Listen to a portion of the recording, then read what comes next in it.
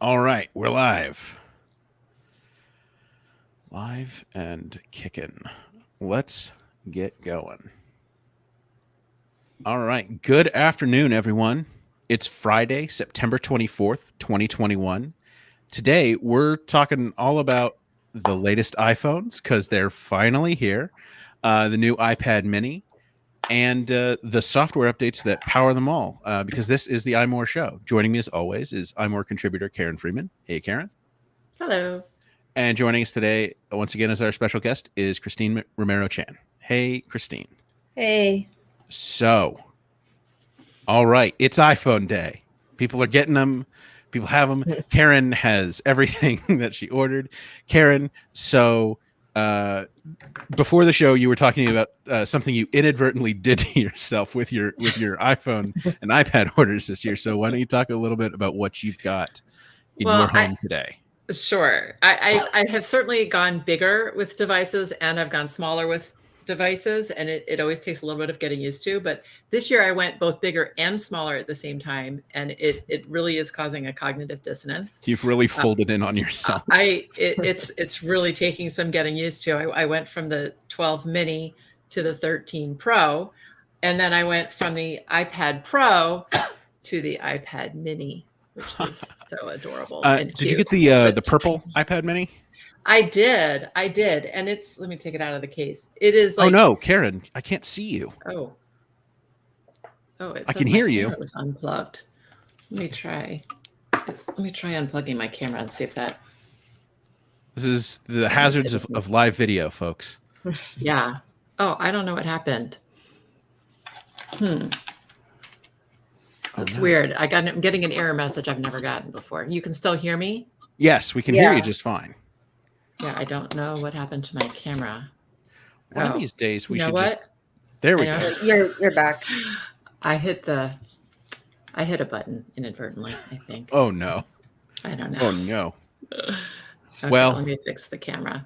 What I was saying is the purple, it's like a very subtle purple. It's I mean, everybody has said this, but it's really true. It's like a grayish purple. I found a similar thing this week. So I got some devices courtesy of Apple earlier this week, and I found a similar thing with the pink. This is the pink iPhone 13. I saw that in the store. It's barely perceptible as pink. Yeah, the colors this year are. I feel like they're closer to. They might be closer to the iPhone 11 colors than they were iPhone 12. Where like the iPhone 11 colors were like really like pastel and light, except for with the exception of the red phone, which is what a lot of the colors are very similar, which is weird. Like this, the color Starlight is like halfway in between the pink and the gold. They're all very similar. I think of Starlight as sort of like almost a certain like silver, but like there's gold in it. Yeah, exactly. So when you put it next to the gold, if you're not looking at the edge, like the edges where the color's more clear, if you're just looking at the back of the device, it's almost impossible to tell the difference between Starlight, gold, and pink. So this is the iPhone 13 mini in midnight. And one of the things that I've noticed about this is not black. No, it's blue. It is a dark blue. Yeah, it's a dark navy blue. It really is a night dark blue. Like it is the blue of the nighttime sky. Yeah. I love it. I almost wish I had gotten this color instead, but I'm actually very excited to have a red phone for a while. But it's nice. There should be some kind of very subtle, like mostly clear skin that you can get specifically for this phone that just has like a starlight pattern all over it. That's Starlight. You mean like glitter, like a glittery kind of thing? I mean, not glittery, not like shiny, but just like points of white across the back. You know, some brighter, some dimmer. I'm sure there's a case like that. I'm sure there is, and if definitely not, glitter. There are plenty of sites where you can design something custom too. Now, Now, Karen, I believe you got this color too. This is the iPhone 13 Pro Max in the Sierra Blue.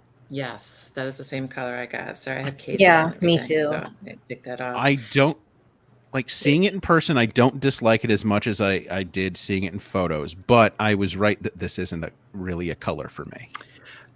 Well, it's not really much of a color. I mean, it's more of an it is impression. blue, but it's very neutral. Yeah, It's like a gray blue. So like I got like the certainly gray blue and the gray purple. certainly more so than the Pacific Blue For sure. iPhone Pro from last year. For sure. And it is like this is actually the first time I've held a Pro Max phone in my hand. It's a big boy. It is a lot of phone. It is a lot of phone. Mm-hmm. Now some might be wondering about the notch. Because the notch is smaller. That's one of the things I've been writing my review. So check next week. I've been writing my review of these phones, and one of the things I realized I was getting through this hardware section, and one of the things I realized I barely touched on was the notch. And it's the thing that it's something people have been talking about forever, and I like barely noticed it. It's The so one nothing though. It is, right? The one thing that I do notice is I use the focus feature of iOS 15 a lot. And the focus icon for whatever focus you're in appears now next to the clock in the upper left corner. Oh, and it didn't fit It did not before. on the older. Okay, that is the first functional use of the extra space that I have heard. Which tells me, I think, that if they had wanted to instead have the battery percentage up there, they could have. They could have figured it out. Oh yeah. They could have figured that out. Come on, Apple. That's what I want. I'm sure there are people who would rather say, get rid of the battery icon and just have the percentage. Sure. Yeah. What do I need an icon for? Give me the exact number. It's not useful information. It is. It's just a slab of a phone. Now, so like I said, I've been testing these phones for three days now. The iPhone 13, it's an iPhone. It's the best iPhone of its class that there's ever been because, of course, it is. Apple is, to my memory, Apple has never regressed on phone quality, like year to year. Yeah, there, there's never been a point where they said it's the best iPhone we've ever made, and it's been a lie. Yeah. There are there are phones with designs that I like more. There are phones that, a lot of people miss the headphone jack. So people might, have a bone to pick there, but yes, but in terms of capability and power and just general build quality, they don't get worse. So it, well, if you the have only exception to that is Apple's like sort of budget lines, like the 5C and the SE, like the most recent one. I mean, those were like not a step backwards, but sort of an intentional, not step branch, up, step cheaper. Yeah, branching over to the side. Over. Yeah, exactly. Yes. And one of the things I've noticed, this isn't I don't play a lot of games so on my phone, so I haven't seen a lot of performance difference in day-to-day stuff, but then you wouldn't. It's an iPhone update. If you have an iPhone 12, unless you're on the iPhone, unless you have some kind of trade-in program that lets you just get the newest phone, so you'll just have the newest phone, you shouldn't feel the need to rush out and upgrade to an iPhone 13. Absolutely. iPhone 11, that's even a stretch, but you should feel fine upgrading to 13 if you've got an 11 or if you got an 11 or something like that. If you have something older, upgrade. Just do it. I would agree. If you have an 11 or newer, there's no need to upgrade unless your phone just isn't working anymore for whatever reason, or you've broken it, or the batteries, whatever. This isn't. We're not in an era where you need to upgrade every year. The reason Apple comes out with new iPhones every year, it's not so that we can buy new iPhones every year. It's so that somebody's buying new phones all the time, so that person who's buying a new phone can have a refreshed product. Exactly, Karen. That's an excellent way to put it. I will say though, having said all of that, one thing I will note, I think that if you are someone who is like deeply invested in the Pro line of phones, I think it is a bigger jump from the 12 Pro to the 13 Pro than it is from the 12 to the 13. I think with the camera updates and all of that, very particularly the camera updates and the screen, which we should really talk about. That is a more you will notice that more than moving from 12 to 13. I'm not necessarily saying you should absolutely do it. Again, it's the situation of if you can, sure. Yeah. If you can update and you want to, go ahead. Don't feel bad about spending that money. But, you could also hold on to it till next year for the 14 or whatever they end up calling it. But I bet it's 14. Yeah. So let's actually talk about that screen. Karen, let's talk about promotion. Christine, you have yet to get your phone, correct? Yeah, I don't have mine yet. Let me tell you something. Later. You're getting a Pro, right? You're getting a 13 Yeah. Pro? Let me tell you something about that 13 Pro, the one Teeb that you're waiting for. It's got a screen. Is that the one that you got for the Max? Yeah, for the Max and the Pro, they sent me 1 terabyte phones. Okay. Wow. They're not bigger because of that. They're not bigger because they have that. I think the screen is the thing people. Obviously, the screen's the thing people are going to notice first. You're not going to notice the cameras first because they're not the first thing you interact with. But this ProMotion screen is slick. It is just slick and silky smooth. And I don't regret going with a 13 this year, but it is one of those. I do notice the difference when you hold them side by side. You definitely notice the difference. Karen, can you notice the difference? No, I can't tell the difference at all. I'm sorry. I know I watched about a dozen review videos, and all the reviewers were just gaga over the ProMotion, and you can tell the difference right away, and it's so smooth, and I don't see it. I don't. I'm not holding the two phones side by side, but I don't see the difference. Well, Karen, I'll tell you this, and this might just be a function of how my brain works, but one of the things I noticed, so I'll notice it holding them side by side, and then obviously when I'm holding a Pro phone, that's really slick. It's really fast. But then after like a minute of a Pro phone being out of my sight and just using the Mini or the regular 13, I forget it. It's like that Ted Lasso thing, be a goldfish. I just kind of it just kind of goes out of my mind. Yeah. So it's fine. You're it doesn't the 60 hertz screen still good. It's as good as any 60 hertz screen has been. I think for really graphic intensive stuff, it'll make a big difference. But I'm not a gamer. Probably. If you're doing a shoot 'em up RPG, whatever game with all the action and graphics and everything, I think you probably would notice a big difference. But I don't do any of that stuff. So and I'm not creating video or anything super graphic intensive. Where I've actually noticed it, there are a bunch of what do they call them? Live wallpapers, the new ones that come with these phones, on the Pro phones that's got those light bar things. Let's see if I can play around with those. I haven't these. had. If you're looking at the screen, it's one of these white papers. So if you hold on it, it does that. Okay, and I'm that's gonna really check that out. And obviously, you can't see the speed on this screen here because I think this is maybe 30 frames a second, but it just slides right through on 120 hertz. It's slick, but the camera updates I think are the biggest story of all of these phones.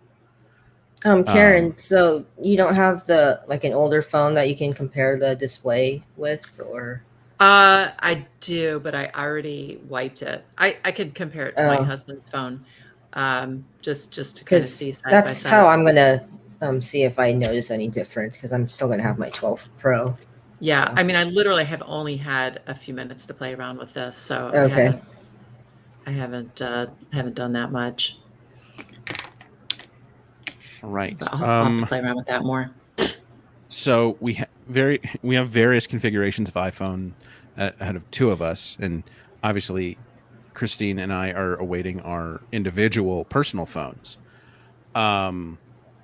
Karen, why don't you talk to us about the iPad Mini? Because you have one of So those. yeah. So like I said, I haven't had a ton of time to play with it yet. But the first thing I notice is that I think everyone will notice. Well, first of all, that I'm getting used to doing Touch ID again instead of Face ID. Yeah. And Touch ID is in the home button. So the screen is very small. The icons are tiny, but you can make them bigger in settings. The widgets are obnoxiously small. Like the exact same widget, like for example, like the weather widget, the exact same widget on the iPad and the phone is smaller on the iPad mini. So it's like illegible. So I actually got rid of the big widget because I couldn't read it and swapped it out for like one of the tiny widgets that just has like in big numbers the temperature and the basic conditions. And I'll just have to tap on it if I want a complete weather report because I just the big widget is it's no good. So tell me a bit about the weight. How does it feel like in one hand? It's amazing. I mean, it's Yeah. super light. It weighs it. I mean, it feels like it weighs less than my phone, which makes no sense because it doesn't weigh less than the phone. That's weird. But it just feels like that because I don't know. I guess because you expect an iPad to weigh a lot more. Yeah. It's been a while. It's been a while since I've had an iPad mini, so I'm excited to get mine. Yeah. So you got purple, Karen? Yeah. Yes, I did. I got the purple, which as I mentioned, it's a very sort of grade purple. Like it's I would if I were naming this color, I don't think I would have called it purple. It's more of like a purple gray. Interesting. It's very close to silver, but it's a gorgeous color. I love it. Yeah. I mean it does seem subtle. Subtle is the word I'd use for the colors. Yeah, for sure. On everything this year. And I looked at the pink in the store and it was the same thing. It was very subtle pink. Pretty, but subtle. Yeah. Probably more definitely pink on the iPad than it is on the iPhone 13. Because I keep confused. Are they sure this isn't white? And then I remember there's not a white iPhone 13 this year. Yeah. Yeah. The pink and the Starlight are both very close to white. Do you have? I mean, I assume the answer is yes. But do you have a case for your iPad Mini yet? Yes. I have is it one. the official Apple case, or they're? No. I have the ES. It's by ESR. Oh, okay. Yeah. It's a very inexpensive case, and I don't know. It snaps into the plastic back, and then there's a flap that goes around the front, and then it has this little flap here, which I like because if you have an Apple Pencil, it'll go around the Apple Pencil, leaving space for it to be in its spot charging. And if you don't have an Apple Pencil like me, it just lays flat, so you don't have like a blank space where an Apple Pencil would be, like a lot of cases have. So here's a confession. Here's an iPad Mini confession I have to make, and I don't even have my iPad Mini yet. But I'm already considering returning it and getting a cellular model because I just got the baseline 64 gigabyte with Wi-Fi. Because so I've been thinking about it. Phone? Well, I've been thinking about it for 2 weeks now, Karen. I'm going to CES in January because CES is in person again, and my idea is so I have one of those clips for a camera that goes on a belt. And my camera takes USB-C. And so I have several USB-C to USB-C cables, and I was thinking I could just use it as a mobile photo studio. Oh. And hold it out in front of me and connect the camera, just go completely geek and have the camera connected to it on the side of me and then connected to the iPad Mini and just walk around with a camera and an iPad and it'd just be like in a whole rig. Just a whole rig. I got to find some kind of cyber glasses thing before I go. And then I can or a power glove and I can just fully geek out. So do you need cellular? Do they not have Wi-Fi at these things? I don't trust Wi-Fi at conferences. Yeah. In terms of reliability. And you think cellular would be more reliable? I think 5G. I think sub-6 5G. If I'm not fighting for mmWave, because that's one thing that came out I think in the last week is the iPad Mini only does sub-6 5G. It doesn't do mmWave, which is just as well for battery and also usability. Like the iPhone probably would not lose anything if Apple just lost the mmWave capability out of the 5G chips. But here we are. But yeah, I kind of trust the 5G cellular over the convention Wi-Fi. But yeah, I figured out a mobile studio rig. with a camera connected to, like, strapped to my hip Yeah. all day, walking around Las Vegas. All Yeah, right. makes sense. Let's move on from devices a little bit, and then I think we'll probably take some questions on devices in a bit. But first, I want to talk about some other news this week. Not today's news, but Monday's news. We had count them, 4 software updates on Monday: iOS, iPadOS, watchOS, and tvOS. macOS, of course, is nowhere to be seen because it ain't ready. Let's talk about that. Christine, iOS and iPadOS first. Thoughts, impressions. What do you think of this update? Like, you've been through the beta period, you've experimented with everything. What are your thoughts on iOS 15? Well, I'm working on my review right now, so that's Stay gonna, tuned. yeah. But I really enjoy my favorite feature is definitely focus, because it helps cut out the distractions when I'm working by a lot. And I just like how like customizable you can make each focus. Yeah, it's some form of customization. It's not what we were hoping for from Yeah, iOS 15, but it's something.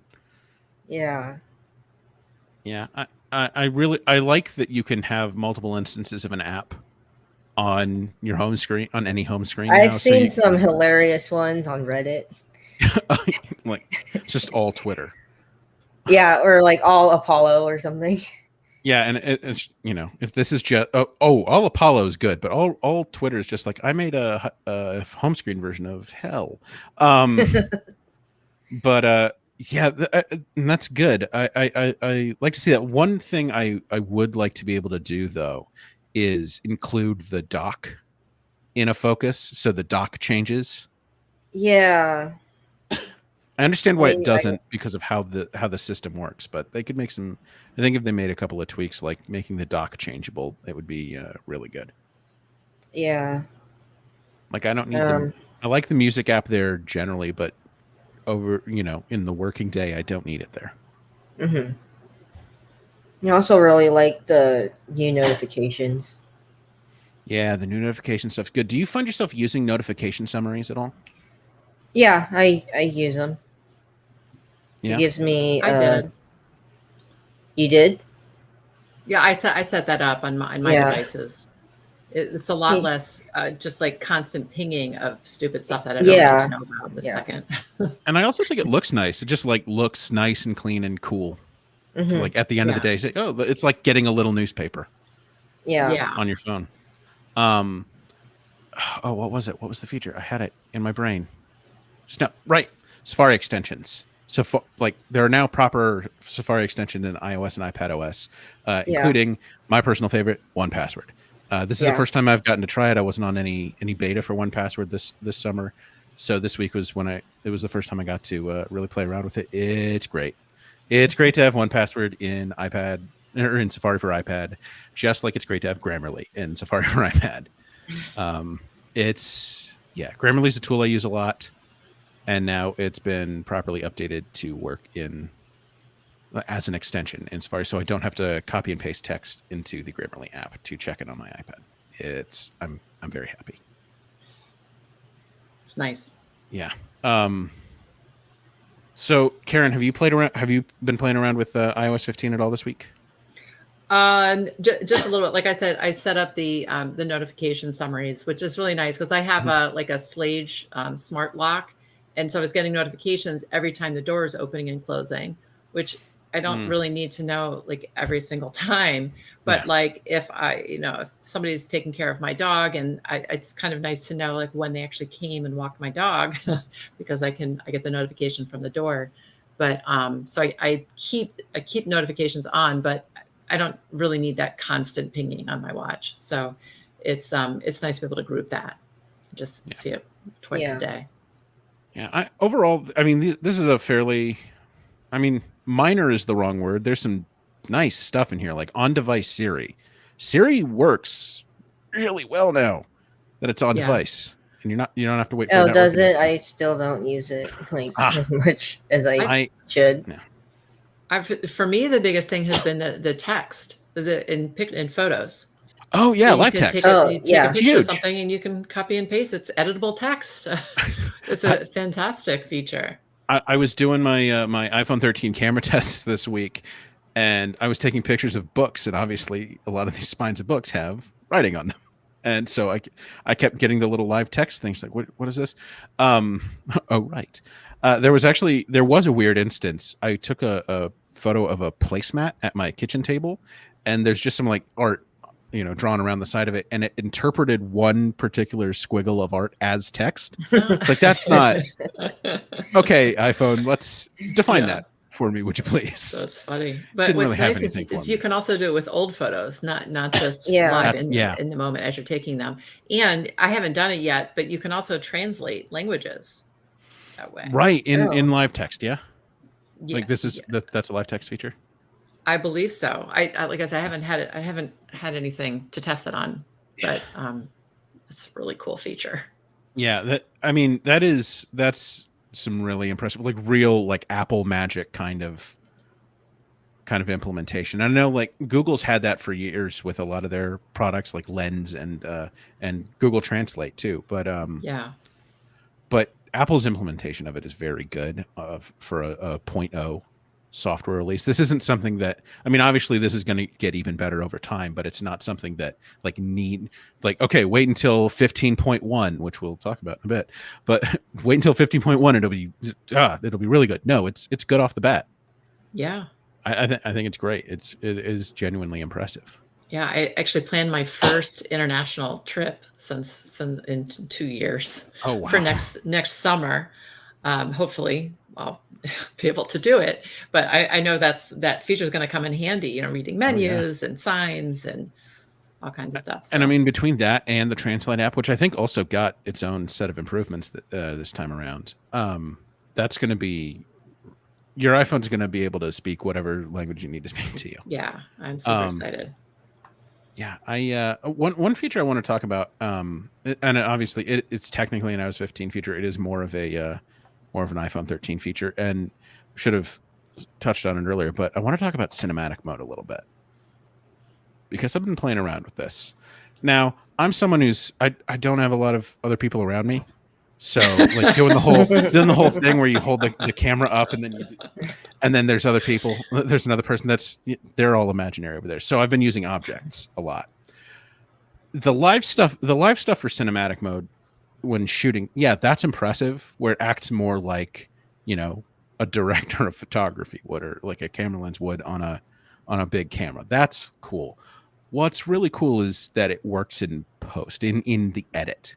That you can do this stuff in the edit. So I had I took just a photo of I took a video of like the front of my house, like my mailbox, and that with my house in the background. And I took the photo with the mailbox, and then in the edit, I can do that, but I can refocus it to the house instead of focusing on the mailbox.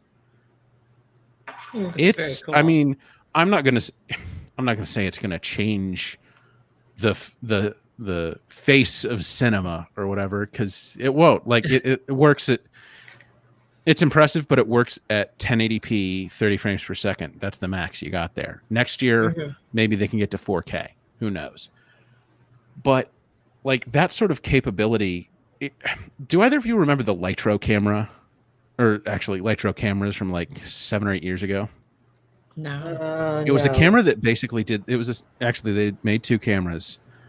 These were cameras that did the same thing, but just for photographs, where you could basically decide to focus on any subject, and that needed a whole camera with a giant lens and a lot of processing power, only devoted to this. And now we have it in this tiny phone, and also this massive phone. But point being, like they're in much smaller devices now, and I'm really. It's very cool to see what Apple's been able to achieve in the camera this time around. But yeah, cinematic mode. The camera was my main reason for upgrading this time. The camera and the battery. Yeah.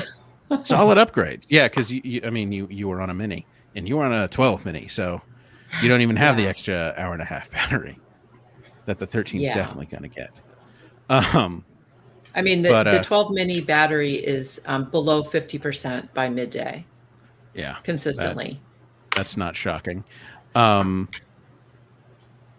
I think that I think those are good. I think that's a solid reason to upgrade. Like if you're into taking photos with your phone and like you view that as that camera needs to be the best it can. Yeah. Yeah. I mean, That's my main reason for getting a new phone every year. yeah, and what's great, Christine, and I think this is the thing you talked about this last week. The thing that makes you happiest is that the Pro and the Pro Max are the same in terms of cameras this year. Yes. Yeah. I'm very happy about that. Yes, Yeah, it's only fair. I mean, it's not fair to penalize those of us with small hands. Yeah. I think that's I can understand why it wasn't last year because they were just trying out that sensor shift thing, and it's it's a bigger sensor and it lets in 47% more light on the wide camera. But now that's everywhere, and that is everywhere. That's that's on the Mini, it's on the regular 13, it's on the regular Pro, and of course it's on the Pro Max. But yeah, Christine, I think you're going to be fairly happy. And one of the things I found though, in like bright sunlight, like with plenty of light, the two cameras, the 12 mini through the 12 Pro, those wide cameras versus the wide camera on the 13, those will all perform about the same as one another. It's when you get into low light. One of the things I noticed actually on the night mode camera, I have a fairly shaded bookshelf in my home. And so you can activate night mode there pretty early in the day. And so I did, and taking a photo of the same book on the shelf side by side, the night mode on the 12 Pro that I tested it against needed about 3 seconds. It needed like that full 3 seconds to get the picture where the 13 needed 2. It's in these darker situations where the bigger pixels and the additional light really make themselves apparent. And I'm sorry, go ahead. No, go ahead, Karen. Go ahead. I was just, so the dark mode works faster and it's more effective. It's better. So yeah. So pictures. one of the things you might notice is that, so like the photo from the 12 Pro, which has last year's sensor that doesn't have sensor shift and it has smaller pixels, still the same number, but smaller. That photo is technically brighter, but that's because the phone has applied more of the sort of like artificial brightness of night mode to it. Whereas the photo from the 13 is darker, but it's also sharper.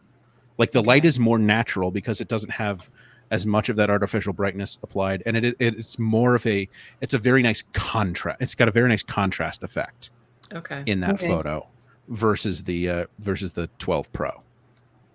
The camera stuff on these phones, like just the software, the photographic styles, cinematic mode, these are all very interesting and very good. I think I'm going to stick with rich contrast for my photographic mode or my photographic style for most of the time, because it's just the kind of style I like. But yeah, the camera stuff for iOS 15 is mostly for the new phones, but it's solid. It's solid. Cool. Yeah, so, I can't wait to take mine. I'm going to take my phones to Disneyland on Monday and take test out the. Yeah. Take so many damn pictures. That'll be nice. Yeah. I still have an 11 Pro, and I'm like, oh, maybe I should like do a line all three up. Yeah. Build yourself. I'm sure you can just do this. Build yourself a rig that holds all 3 phones. Just hold it in front of you, and just maybe use it for like practice for carrying the child around Disneyland, which you are of course going to do at some point in the future. Yeah, very soon in the future, I'm sure. So people look at you funny. So I've gotten a few questions about which operating system the phone and the iPads ship with. They do ship with iOS 15 and iPad OS 15, but there's like a security update that you have to. I heard about that last night. Yeah, it won't prompt you to do it. I didn't get prompted to do it. I just went in settings and looked for it. I was able to set up my devices no problem without having to do that yeah. update. You know how sometimes you have to do the update before you can even Yeah.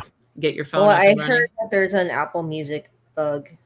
There is an Apple Music bug, I think, with iCloud backups Yeah, Yeah. so when you're moving your stuff to the 13. Luckily, that is not how I move data to my new phones anymore. that's First how of all, I do it. hold on. I just want to read this out. So, just so everyone knows, the build that the phones ship with, the iOS 15 build, is 19A341. So yeah, I don't use iCloud backup. Instead, You I like to use do it this old month. school. I use this monstrosity. So So what I just do it from my old phone. I find that works so much better. You don't have to re-log into every single site. right. So do you do like a backup to your Mac and then? No, Oh, I just do directly phone to phone. ah, Where that this you get that little like fuzzy you thing do that you this. put your camera over. No, just it's all just phone to phone. Oh, you do the Nothing's plugged in. wireless one. Yeah, the wireless one. Oh, this is for that, but wired, and it's faster. It really doesn't take very long. But You know, it's as I've mentioned, I'm not like a 1 terabyte person. I don't have a ton oh, of stuff on my phone. So, I mean, it takes like maybe 15 minutes. it's It's funny. I'm not that going big a from deal. a 128 gigabyte phone to a 512 gigabyte phone, which I'm so glad they have on the regular 13s this year. They dropped 64 gigabytes, but yeah, I assembled my contraption. I did that for the first time last year, and it was great. I loved the experience of it. So it's also the most convoluted. So for anyone who's interested in trying this out, you need the iPhone camera connection kit with both the USB-A port and the Lightning port. You need a Lightning cable that connects to a power brick, and you need a USB-A to Lightning cable to connect to your other phone. But Uh, Joe, is there some advantage to this besides saving 15 minutes or oh, 5 or 10 minutes? because it works like the wireless one. Yeah. In that you don't have to relog into everything, but it is faster. It's faster than that because I've done the wireless transfer before, and it is much faster. But you have to be willing to commit to making a contraption. If you have this stuff already, if you have all of these things, which this is really I the camera don't have connection all of kit. these things. The camera connection kit's the one that really stands out. That is the real commitment. But if you Wow. most people have most of the rest of this stuff, right? A billion It cables, at least one really charger. doesn't take that long to do it wirelessly anymore. I remember in the old days, it used to take it seemed like an hour or two to do, to set up a new phone, but it really does not take so long anymore. It's been streamlined. Last time I did it, it took for frickin' ever, and it always takes a while for me on the iPad. So I'm actually not restoring an iPad this year. I'm just setting that one up new. I mean, it literally took maybe, I don't know, 5 minutes to get the phone up and running, and then like maybe another 10 to 15 minutes for like all of the apps to finish downloading. You know what, Not a big deal. Stephen Perry in the comments, I do actually find I don't know what your home Wi-Fi situation is, Karen, or your home internet situation is, Karen, but mine is, it's fine, but I have so many apps anyway that it takes forever for them to all finish downloading. Which reminds me, I need to move to the App Store versions of some apps that I'm on the test flight for, because those don't transfer over. Yeah. We do pay for a little bit more premium internet. I still wouldn't say it's like amazing, but How fast is it? Just curious. you know what? I don't know off the top of my head. But my husband and I both work from home, and he's an attorney, so he's constantly, I mean, he's been to Zoom court. He does Zoom depositions. Like, he has to have internet all the time, whether I'm using it or not. Like, we can't be taking turns or, messing around. So it's not really in our wheelhouse on this show, but at some point we're going to have to just like interview your husband and just to have him talk to us about like being a lawyer in the age of COVID. Yeah, That's all anytime. fascinating. Just he'll need a little heads up. I can't go grab him right now because he's in the middle of something. But yeah, yeah, I'm sure he yeah. would. But yeah, I choose the wired method because that's what I trust the most. And I have all the equipment anyway. I want to note, I did not buy the camera connection kit for this. Right. Well, you do it for your photography, but Well, yeah, and it used to be a lot more useful back when the iPad Pro was on Lightning instead of USB-C. Because that's where I do the photo editing. It's on the iPad Pro mostly now. It's where I'm doing all the photo editing for my iPhone review. So would you consider trying to set up one of your devices wirelessly this time? Why? I got the kit. See, why? Just I will. Okay. I will set up. I feel like the technology has improved since like 2010 when you tried this last. Okay, it was like 2017, and still 4 years ago. That's a long time in technology. I will set up one of these. I will wipe and set up one of the test devices like that at some point. Not right now. Not live on air. I don't want to. I don't want to test the bandwidth right now. I bet you could. I bet you could. Yeah. I bet it would be done by the time that we're done. Yeah, in the next 20 minutes or so. Yeah, or at least up and running. Like I said, sometimes all of the apps take a little while to finish downloading, but like you would have a fully functional phone that you could walk out the door with all my stuff on it. That's true. All right. So we've talked phones, we've talked software. It's, I hope everyone's, I hope everyone's iPhone delivery day goes as well as they want it to. I do want to move on to some news because there's some news to talk about. Because the European Union just can't leave well enough alone. This week it came out that the European Union wants to mandate USB-C charging ports on phones, and that would include the iPhone. Oh boy. Oh boy. Oh boy. Look, I love government overreach. I think Apple still has a couple years. Yeah, I don't know that this hasn't been like passed. This is just I think a plan that has been put forward. Yeah, and aren't there all kinds of loopholes? Yeah, so we'll talk about that in just a sec. But so for what this is, the European Commission today the Commission takes an important step against e-waste and consumer inconvenience caused by the prevalence of different incompatible chargers for electronic devices. Years of working with industry on a voluntary approach already brought down the number of mobile phone chargers from 30 to 3 within the last decade, but could not deliver a complete solution.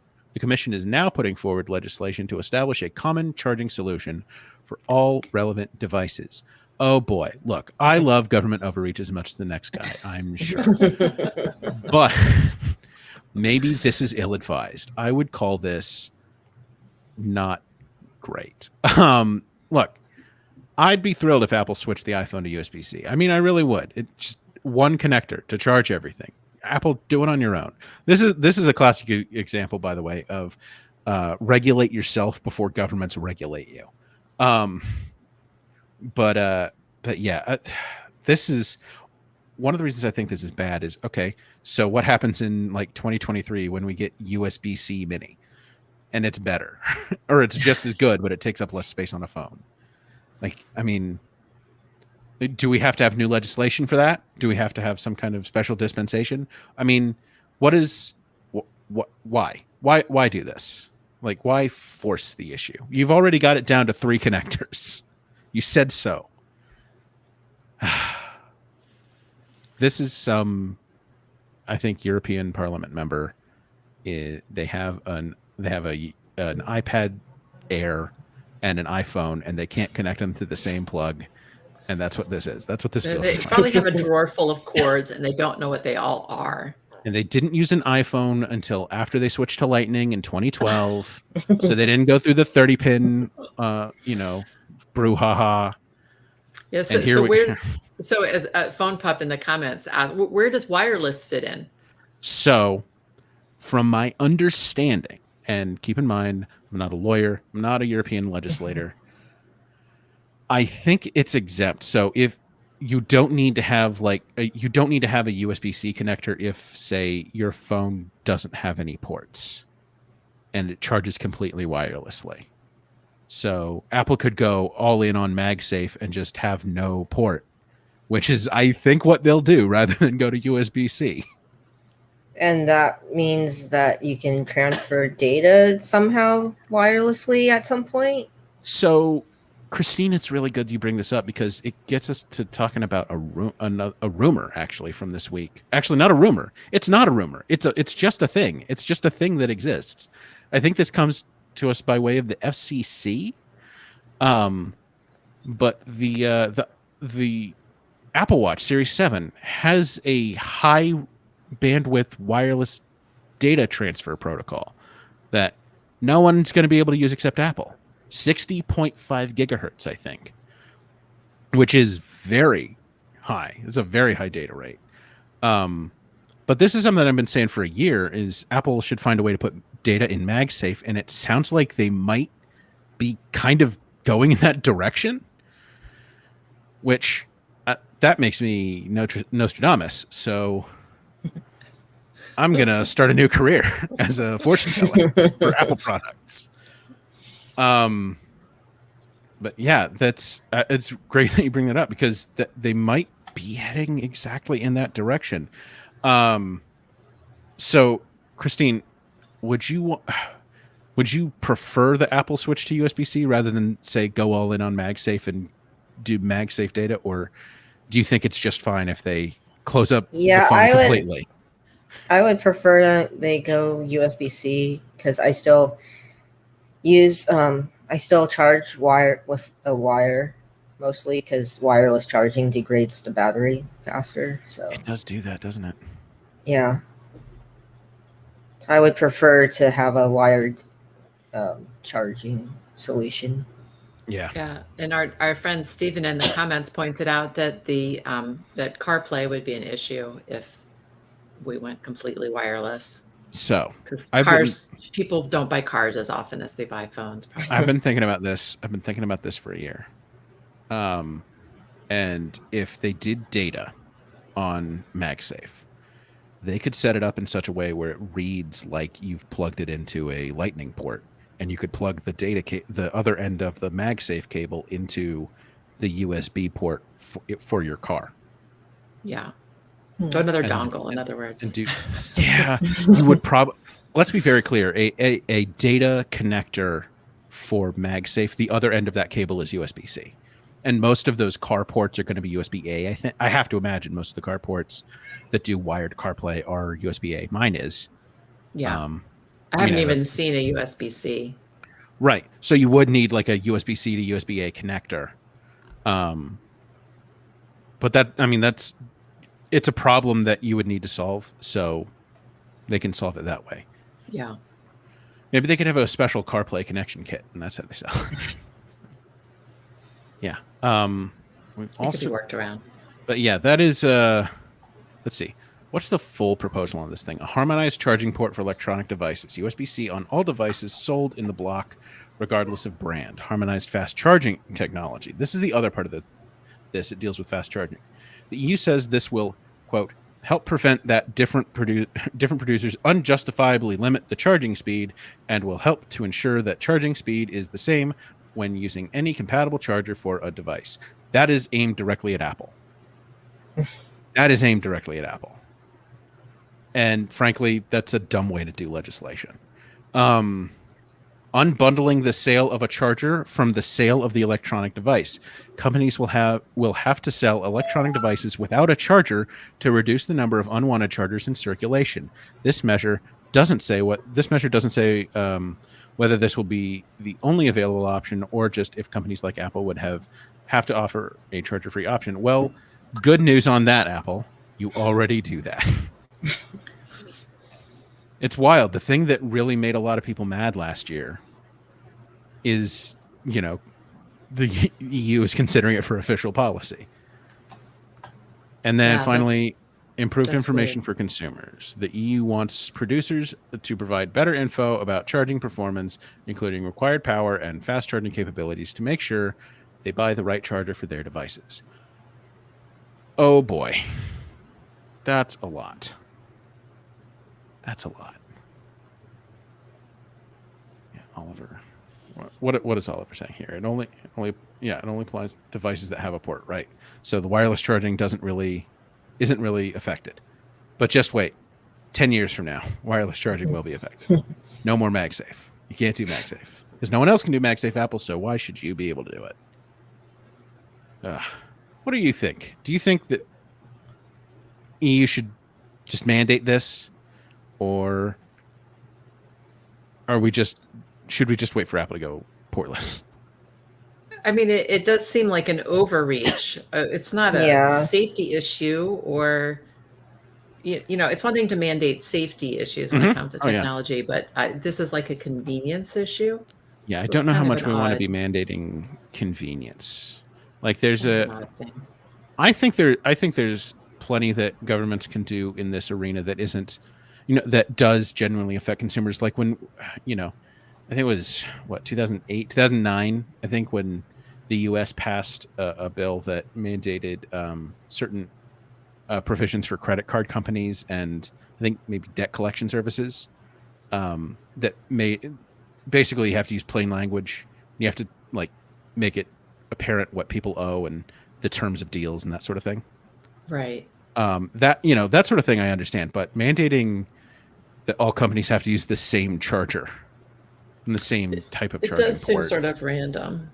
Yeah, this is. I do. I think this is probably a group of legislators that say, I've got this iPhone and I've got this iPad and I can't charge them with the same charger and I'm annoyed. Yeah, I mean, it's kind of like saying all TVs have to have the same remote. I think a hilarious solution to this would be Apple still sells a Lightning to USB connector for this, but they sell a charging brick that connects to the Lightning port instead of the USB-C. So you plug the USB-C into the phone, put the Lightning into the charger. You can just use the same cable, but you reverse it. I've got a funny brain. Oliver says that the argument is that it cuts down on e-waste. So from that perspective, I get it. I do get it. I just, I don't know about mandating ports, about mandating how if the iPhone was just chugging power and it was causing issues on the electricity grids of Europe, then sure, let's talk about how the iPhone charges and get some legislation out there. But I don't know, port design.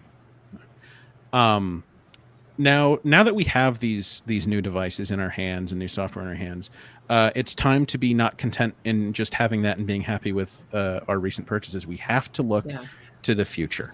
Oh, Joe, before we do that, don't forget about our sponsor. Oh, yes. That's absolutely right, Karen. Thank you. I got so wrapped up. Karen, why don't you tell us about our sponsor for the day? It's a returning friend of ours. Yes, Setup. Getting things done is a challenge that everyone struggles with. One way to tackle it is to make sure you have the right tools, and for your computer, that means the right apps. The problem is not all apps do what they promise, and the drawn-out search for the right solution makes it harder to get the job done. That's why there's Setup. Setup is on a mission to help users get more done. With Setup, there's no more worrying about having to search for apps to solve the problem. Setup packs over 200 apps for your Mac and iPhone into one. There's an app for almost any task, so you can stay in your flow and finish what you started. With Setup, you can think about your tasks, not apps. A dedicated curation team only selects the highest quality apps. New apps are added to Setup regularly. Updates are free, and all the apps are full-featured pro versions. It's also a great value. Instead of paying thousands of dollars for separate licenses, there's just one flat monthly fee. Head over to Setup to try Setup free for a week. If you like Setup, pay just $9.99 per month as long as it's useful to you. And trust us, it will be. That's SETAPP.com. All right. Thank you, Karen. I completely blanked on the sponsor read. I got so I know it's into release talking about day. chargers, man. It's You know, just so exciting. so let's talk about 2022 a bit because Mark Gurman's out with a new report. So, yeah, it's looking like it's stuff we all know about, but it's good to hear it reiterated. I mean, despite some Apple Watch weirdness recently, Mark Gurman is generally a fairly reliable leaker.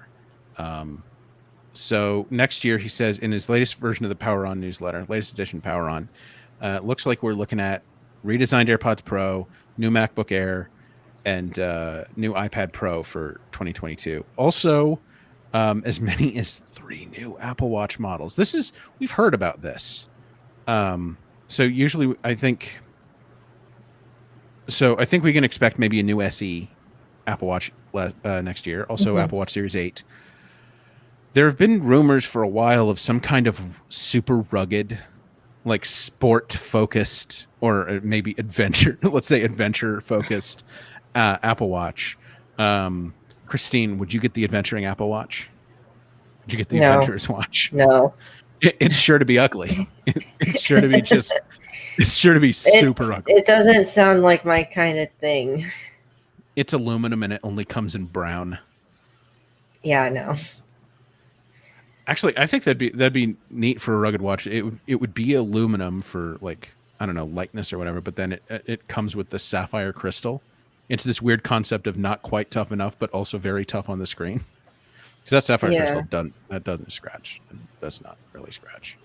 Yeah, I mean, just like my use case, I don't think I would need it. I'm not very outdoorsy. Let's 1 second. Oh, one of our listeners just got their iPhone 13 Pro. Congratulations, Rob. All right, Rob. Very exciting. Live. Not for any of us. It's not live on air for any of us, but Rob got his. So congratulations, Rob. And we will continue. After the show, we will, Christine and I will resume sitting in front of our respective front doors, waiting. Yeah, I'm like looking at the map right now. Yeah, I keep tabbing away to my tab. It's like it's on it. The UPS truck's on its normal route. That's all I got. Is UPS truck's on its normal route. It's not. So I'm curious why you guys choose to wait for the truck rather than going to the Apple store. I was in and out in like 15 minutes. So I got work to do. Yeah. It's Christine's busy. I have to edit your things. Yeah, that's true. It's Christine's turn for that today. But I mean, I was home before 9 a.m. Yeah, with my stuff. I'm still not very comfortable with crowds and with the pandemic and everything. And I mask up and I'm vaccinated, but still have that anxiety about that. And I've never been big about crowds anyway. The last time I did, I think it was the 10S. Did I get the 10S Max? I think that was the last time I actually went into it. No, maybe it was the 11 Pro.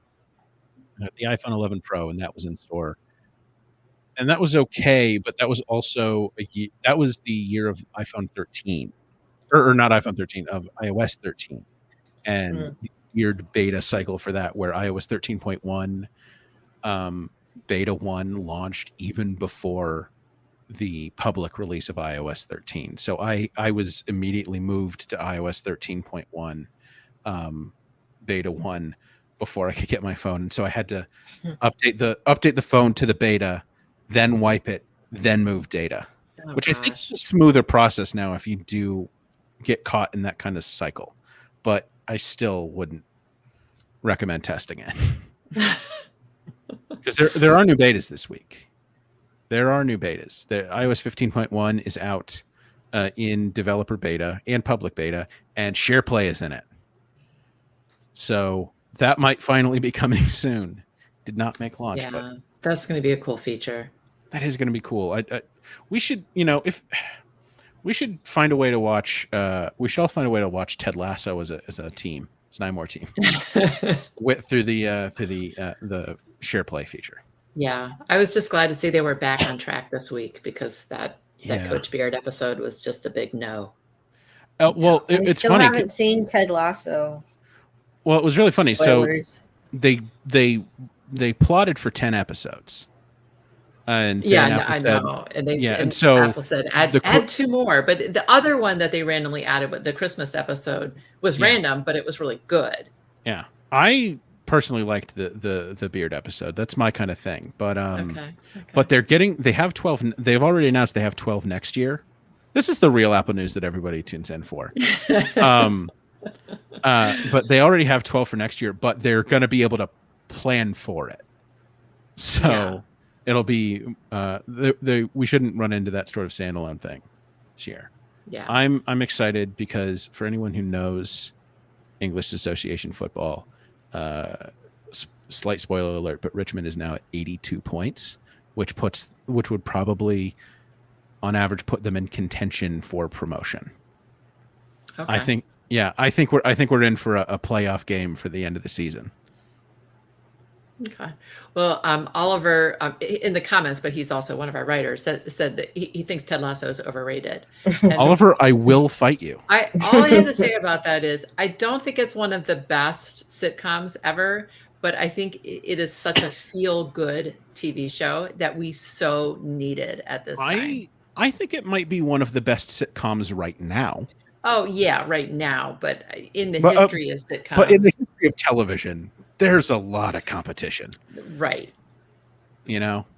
And also, you know, a lot of it's hard to proclaim, like, I think it's kind of hard to proclaim best ever because shows are, you know, art is always like of its time. Sure. And I do think the era of the sitcom has kind of passed us. Like we're I would say we're more in the era of the TV drama. That's sort of the big thing right now. There's not a lot of there's really no good sitcoms right now. I mean look at like last night's episode of Ted Lasso and also the you know, like a lot of popular comedies like now, like even something like Rick and Morty focus a lot on the pathos of their characters and like they really gets into the emotional weight of what these people go through, and so like comedy is such a broad term anymore. Yeah, Ted Lasso is more of a dramedy, I would say. Yeah, dramedy I think fits, but it does like lean into its comedy a lot. Yeah, it's a half-hour sitcom, but it does have a lot of drama and heart. All right, before we get on another hour-long tangent where we talk only about Apple TV Plus shows, which, by the way... We can do a whole episode on that. And Phone Pub, we're 2 episodes into season 2 of The Morning Show, by the way, which is another phenomenal show. I'm making my husband watch the first season because he hasn't seen it yet, so he can watch season 2. I made my husband just start the second season cold. I'm like, you're watching this with me. You missed the first season. It's too bad, but you don't get to catch up. You are forbidden from catching up. You got to go into this with no context. Love to watch TV shows like that. But yeah, we should do like a panel show about Apple TV Plus at some point soon. But yeah, one piece if you weren't around on Twitter yesterday and you didn't see any news from Apple TV Plus yesterday, you missed it. But they premiered things 3 hours early yesterday. Yeah, like Ted Lasso was on at 9 p.m. Eastern, as was Foundation. I caught the first 2 episodes of Foundation. I know a lot of people call it like boring. Like it's beautiful. It is a visually beautiful show. I know a lot of people call it boring, but it's like the exact kind of show that I like. So I'm good with boring. This is maybe why I liked the Beard episode of Ted Lasso last week. It's like I like to slow things down a bit. Okay. There's a lot of world to build in Foundation, so. Yeah, it might be necessary. Yeah, all right. That's on my list. I haven't seen it yet. All right, we have come down to the end of our hour plus. Now it's a big Apple fan day. I hope everyone gets all of their Apple Santa presents that they were hoping for. That they paid for themselves. that they shelled out a lot of money for. Anyone looking for a Santa red iPhone, I hope they get that too. Because that is the red this year. It's not product red, it's Santa red.